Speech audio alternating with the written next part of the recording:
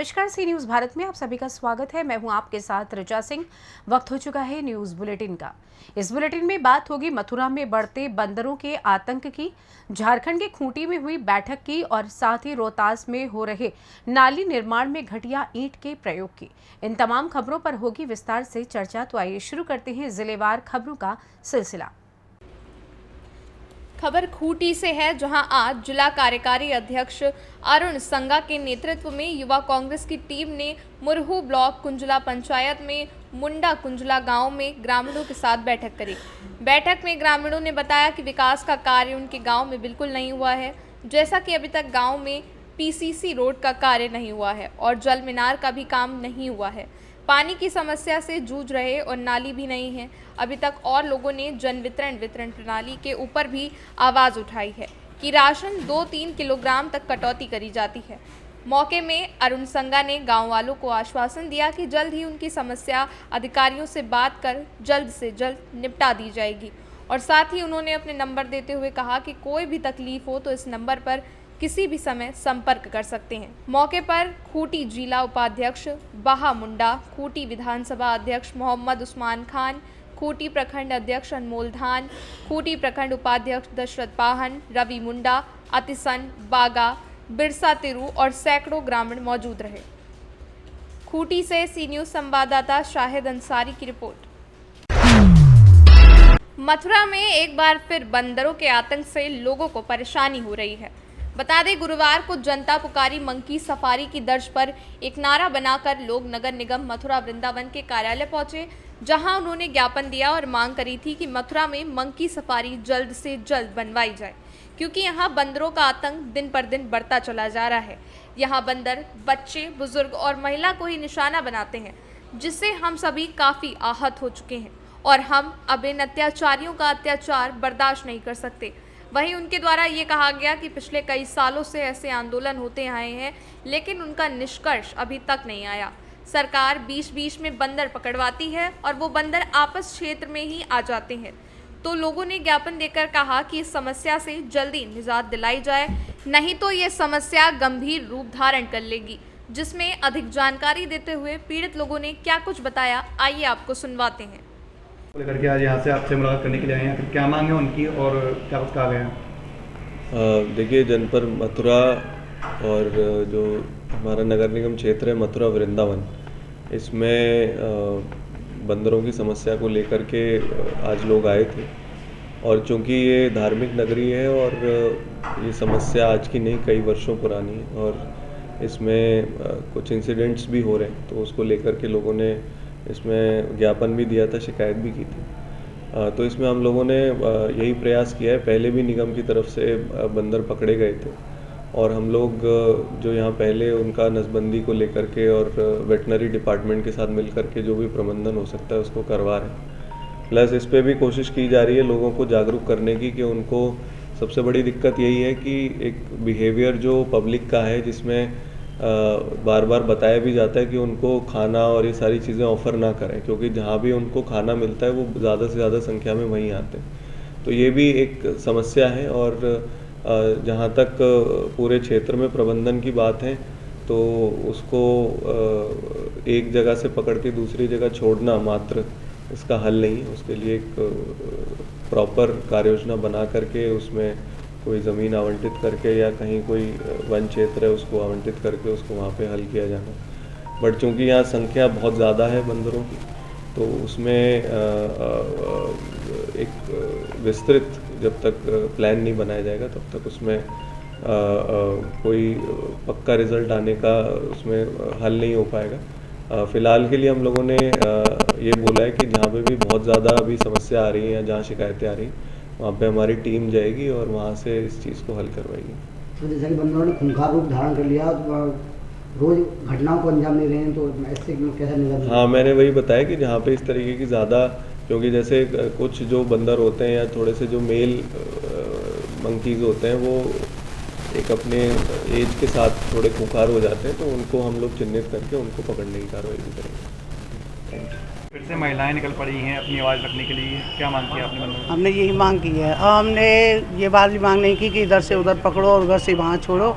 अब हमने सीधी सीधी मांग करी है कि हमको ये बंदर सफारी चाहिए ना। हम बहुत परेशान हो गए हैं, आज से अब से नहीं, हम काफ़ी साल से हमने मांग की है, मगर अब हमने दृढ़ता कर ली है कि चाहे हम मर जाएं, कुछ भी हो जाए हमारा, हम बंदर ये सफारी बना करके रहेंगे। यही हमें सबसे ज़्यादा मांग की है। और यहाँ आए हैं अभियुक्त जी के यहाँ पर नगर निगम में, तो हम अपनी एप्लीकेशन दे करके आए हैं, उन्हें स्वीकार किया है। अब आगे देखो क्या होता है। क्या कहा उन्होंने? उन्होंने हमें सांत्वना दी है कि जहाँ जितना बनेगा मैं भरसक प्रयास करूँगा। नगर निगम आई किन समस्याओं को लेकर आए? जनता पुकारी बंदर सफारी के तहत जो एक मंडल तैयार हुआ था, उसी के तहत आज नगर आयुक्त से पहले ज्ञापन भी दिया था और आज उनसे मुलाकात करने आए थे, क्योंकि उस दिन वो नहीं मिल पाए थे। लेकिन नगर आयुक्त साहब द्वारा ये कहा गया है कि वह ये फाइल को आगे बढ़ाएंगे और अन्य विभागों के लिए भी उन्होंने कहा है कि आप उनसे भी संपर्क करें, क्योंकि ये केवल अधिकार क्षेत्र उनके में नहीं है। तो हमारी आज एक बैठक भी है शाम को, जिसमें कि पूरी 51 सदस्यीय टीम का गठन किया जाएगा और उसके बाद आगामी रणनीति अपनी तैयार होगी कि इस आंदोलन को कहाँ तक ले जाना है। क्योंकि प्रारंभ में भी कई संगठनों द्वारा ये आंदोलन हुए हैं, लेकिन इसमें कुछ हल निकला नहीं है। तो इस आंदोलन को नई रूपरेखा तैयार करने के लिए आज कमेटी का गठन होने के बाद ही कुछ निर्णय हो पाएगा। बात हुई आपकी, क्या मतलब? आज हम जनता पुकारी बंदर सफारी इसी कार्य के लिए सम्मानीय सी नगर आयुक्त महोदय श्री से मिलने के लिए आए और हमने उनको केवल एक ही प्रार्थना की कि इधर से उधर बंदरों को छोड़ने की बजाय आप सीधे बंदर सफारी का निर्माण करा दें, जिससे कि बच्चों को, पिकनिक का, रेस्टोरेंट वालों को, रिक्शा वालों को, चना फल वालों को एक व्यापार का साधन बन जाएगा। इसको उन्होंने बड़ी गंभीरता से लिया है और शीघ्र ही इस पर कार्य करने के लिए आला अधिकारियों तक ये मीटिंग करने और सूचना देने की बात कही है। मथुरा से सी न्यूज़ संवाददाता गुलाब सिंह की रिपोर्ट। शारदीय नवरात्र के 5वें दिन सुगौली प्रखंड क्षेत्र में काफी चहल पहल रही। आज सुबह से ही मां दुर्गा की गूंज सभी जगहों पर गूंजने लगी। श्रद्धालुओं ने मां दुर्गा के 5वें स्वरूप स्कंद माता की पूजा अर्चना करी। साथ ही आसपास का माहौल भक्तिमय बन उठा है। सुगौली के विभिन्न जगहों पर आयोजित दुर्गा पूजा की तैयारी अंतिम चरण पर है। सभी पूजा आयोजन समिति द्वारा भिन्न भिन्न तरीके से आकर्षक और भव्य पूजा पंडाल का निर्माण कराया जा रहा है, तो वहीं कई पूजा समिति द्वारा मूविंग प्रतिमा का निर्माण कराया जा रहा है। पंडाल निर्माणकर्ता युद्ध स्तर पर कार्य कर रहे हैं, जबकि प्रतिमा निर्माणकर्ता प्रतिमा को अंतिम रूप देने में दिन रात एक कर चुके हैं। मोतिहारी से सी न्यूज़ संवाददाता वीरेंद्र कुमार गुप्ता की रिपोर्ट।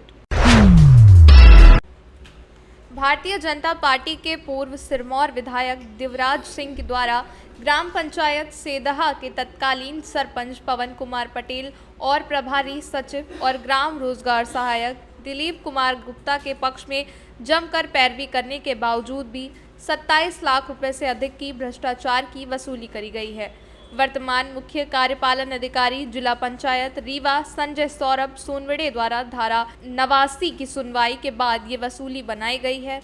हाल ही में जिला पंचायत के इतिहास में अब तक की सबसे लंबी सुनवाई चली और दिनांक 11 अक्टूबर को जारी किए गए धारा 89 के सुनवाई आदेश में 27,25,129 रुपए की वसूली का आदेश जारी किया गया है, जिसे लेकर अब सिरमौर भाजपा विधायक की भ्रष्टाचारियों को शह देने के चर्चे भी गर्म हैं। गौरतलब है कि सेदहा पंचायत जनपद पंचायत गंगेव के अंतर्गत आती है, जो कि मनगवा विधानसभा क्षेत्र का हिस्सा है, परंतु सिरमौर तहसील होने के कारण और तत्कालीन सरपंच और उसके दलालों का संपर्क भाजपा के विधायक दिव्यराज सिंह से होने के कारण तत्कालीन विधायक ने भ्रष्टाचारियों को बचाने के लिए खुलकर पैरवी करी। इसका अंदाज़ा इसी से लगाया जा सकता है कि भाजपा के विधायक दिव्यराज सिंह ने तत्कालीन सेदहा सरपंच को भ्रष्टाचार से बचाने के लिए अपनी लेटर हेड में 19 जनवरी 2021 को कार्यपालन यंत्री ग्रामीण यांत्रिकी सेवा संभाग क्रमांक 1 रीवा को पत्र लिखकर ग्राम पंचायत सेदहा के भ्रष्टाचार और अनियमितता की जांच के लिए गठित किए गए। जांच दल को ही बदलने के लिए लेख कर दिया था। सूत्रों की माने तो मौखिक और अन्य माध्यमों से तो कई बार वसूली और जांच को प्रभावित किया गया, पर हद तो तब हो गई जब विधायक ने भ्रष्टाचारियों को बचाने के लिए अपनी लेटर हेड तक का दुरुपयोग कर डाला। अब सेंधिया पंचायत में हुए व्यापक भ्रष्टाचार को ही देखें। तब वर्ष 2016-17 से लेकर अब तक जिस प्रकार पिछले 6 साल में ग्राम पंचायत के भ्रष्टाचारियों की पैरवी इन जनप्रतिनिधियों द्वारा करी गई, इससे इन कथित जनप्रतिनिधियों का काला चेहरा भी उजागर हो रहा है। जहां जनता जनप्रतिनिधियों को चुनकर शासकीय संपत्ति की रक्षा और विकास के लिए भेजती है, लेकिन किस प्रकार अपने पदों का दुरुपयोग करते हुए जनप्रतिनिधि नए नए कारनामे करते हैं, ये भी विचारणीय है। अब शायद जनता को ऐसे जनप्रतिनिधियों को चुनने से पहले 100 बार सोचना चाहिए। देखिए, अभी हाल ही में 11 अक्टूबर 2023 को एक मुख्य कार्यपालन अधिकारी जिला पंचायत रीवा के माध्यम से एक धारा 89 की सुनवाई हुई थी, जिसका आदेश जारी हुआ है। और ये सेंधिया ग्राम पंचायत जनपद पंचायत गंगेऊ का मामला है, जहां पर काफ़ी पंचायती इस तरह से भ्रष्टाचार हुए थे और उसमें शिकायतें की गई थी। शिकायत में जांच हुई थी, जांच के बाद इसकी कार्यवाही चल रही थी। तो जैसा कि नियमानुसार होता है कि वसूली के पहले एक पंचायत राज अधिनियम की धारा 89 जो होती है, जिसमें सुनवाई का अवसर दिया जाता है संबंधित पार्टी को, तो उनको सुनवाई का अवसर दिया गया और ये सुनवाई चल रही थी। सुनवाई के बाद ये 6 बिंदुओं पर इनका एक वसूली आदेश जारी हुआ है, जिसमें ग्राम पंचायत सेंधिया के जो तत्कालीन सचिव थे शशिकांत मिश्रा, उनके विरुद्ध 2,85,411 रुपये, श्री डोमिनिक कजूर तत्कालीन उपयंत्री थे 4,70,191 रुपये, श्री अजय तिवारी तत्कालीन उपयंत्री 2,85,410 रुपये, श्री अनिल सिंह तत्कालीन सहायक यंत्री, इनके विरुद्ध 2,85,410 रुपये, श्री पवन कुमार पटेल तत्कालीन सरपंच, इनके विरुद्ध 8,42,059 रुपये और श्री दिलीप कुमार गुप्ता तत्कालीन सचिव, इनके विरुद्ध 5,56,648 रुपये। इस प्रकार कुल 27,25,129 रुपये की ये वसूली जारी हुई है। रीवा से सी न्यूज़ संवाददाता अर्जुन तिवारी की रिपोर्ट। रोहतास जिले के सदर अस्पताल में Bihar medical services infrastructure corporation company के द्वारा नाली निर्माण में घटिया ईंट का प्रयोग करा जा रहा है। सरकारी कार्य में होने वाले भ्रष्टाचार पर अंकुश नहीं लगाया जा सकता, क्योंकि जिस तरह से सदर अस्पताल सासाराम में हो रही नाली निर्माण में घटिया क्वालिटी की ईंट से निर्माण कराया जा रहा है, जिनका भविष्य में नुकसान उठाना पड़ सकता है। कार्य कर रहे राजमिस्त्री से जो पूछा गया तो उन्होंने कहा कि ईंट 2 नंबर का है, लेकिन इससे अच्छी तरह से करा जा सकता है। जिस तरह से सासाराम सदर अस्पताल में नियमों को ताक पर रखकर BMSCIL के द्वारा खुलेआम घटिया ईंट का उपयोग विभागीय अधिकारियों की मिलीभगत से ठेकेदारों द्वारा हो रहा है। क्या बना रहे हैं आप? नली। कहाँ नली बना रहे हैं? कहाँ पर बना रहे हैं ये? सदर हॉस्पिटल में। सदर हॉस्पिटल बना रहे हैं ना? क्या इसमें मटेरियल किस तरह से आप लोग बना रहे हैं? मसाला कितना बना रहे हैं? मसाला 5 एक का चलता है। 5 एक के जुड़िया है, जुड़िया में 5 एक के चला है। ईटा कैसा है आपका? है? ईटा कैसा है? ईटा ठीक है। कौन ईटा है? माने मीठा है कि 1 नंबर है कि 2 नंबर में? क्या इसका ईटा का बताया जाएगा? और तो जो है सो सामने मैंने ईटा के में आप देखिए, सरकारी काम में है ना, 1 नंबर का जो ईंटा आता है वो टेढ़ा साइज रहता है। अच्छा। ये जो ईंटा है थोड़ा मीठा भीम कलर का, इसका चरखुट बराबर आता है। मैंने मीठा ईंटा है ना? हाँ, इसका चारों भर हर सरकारी डिपार्टमेंटल में यही ईंटा चलता है। मैंने मीठा ईंटा चलता है। हाँ, मीठा नहीं। हाँ, ये भी 1 नंबर का ईंटा है, लेकिन उससे थोड़ा डीम है। मैंने 1 नंबर नहीं है ना? 1 नंबर में ये भी ईंटा आता है। तो फिर मीठा इसको कैसे कह सकते हैं? और मेरे इसका चरखुट बराबर आता है। अच्छा, 1 नंबर में कम आता है। हाँ, तो 1 नंबर में आता है टेढ़ा आता है। अच्छा। हाँ, टेढ़ा वो आता है कि टिनबई आता है? पिकट होता है। अच्छा। हाँ, तो पिकट होता है, का 1 नंबर में आता है। क्या नाम है आपका? हमारा विंध्याचल राम नाम है। क्या हैं आप? हैं? क्या हैं? मिस्त्री हैं और क्या है। रोहतास से सी न्यूज़ संवाददाता पंकज कुमार की रिपोर्ट। फिलहाल न्यूज़ बुलेटिन में बस इतना ही। देश दुनिया की तमाम खबरों की जानकारी के लिए देखते रहें सी न्यूज़ भारत। हर खबर आपके साथ, आपके हाथ।